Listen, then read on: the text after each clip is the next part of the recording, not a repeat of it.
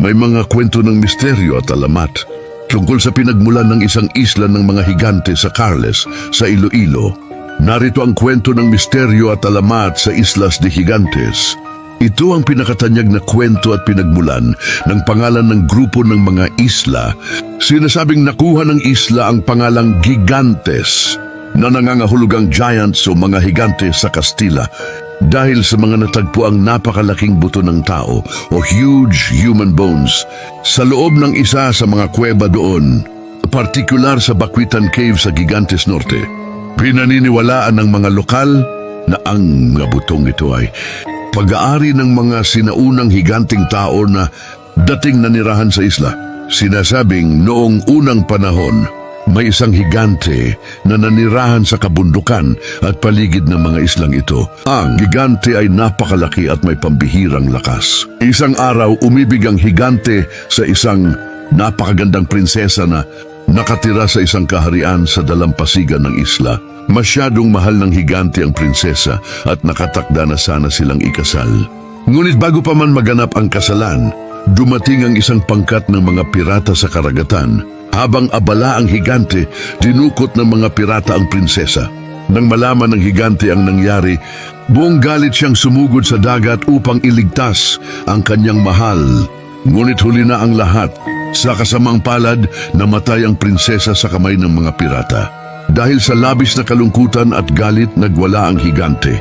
Mas lalo pa siyang napakalaki at walang patumanggang naghagis siya ng malalaking bato, lupa at iba pang bagay sa dagat. Ang lahat ng mga itong ibinato niya mula sa malalaking tipak hanggang sa maliliit na piraso ang siyang bumuo at lumitaw bilang mga pulo na nakapalibot ngayon sa dalawang pangunahing isla, ang Gigantes Norte at Gigantes Sur.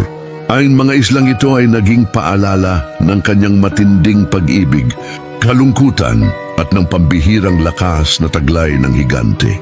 Ang kwentong ito ay lalong pinatibay ng isang misteryo.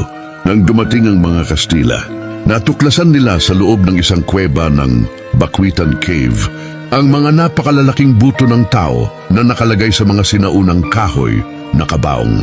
Dahil sa laki ng mga buto, naniwala ang lahat na ito ay labi ng mga higante na dating namuhay sa lugar. Kaya naman, mula noon tinawag itong Islas de Gigantes bilang pagpupugay sa mga alamat ng higante na bumuo at nanirahan sa mga pulo. Meron ding mga ulat ng pagkakakita sa mga kahoy na kabaong o lungon na prehispanikong pinagmulan na naglalaman ng mga labi at sinaunang alahas. Ang misteryo ay nananatili kung sino o ano talaga ang mga higante na ito at kung paano sila nanirahan sa isla. Kaya kung bibisita ka, maaari mong itanong sa mga lokal na tour guide ang iba pang detalye tungkol sa mga buto sa kuweba o sa mga matatandang tradisyon ng lugar. Sa kabuuan, ang isla ay nakaugat sa paniniwala at pagkakatuklas ng mga sinaunang naninirahan at nagdagdag ng misteryo at hiwaga ng isla. Gusto mo ba ang mga ganitong kwento?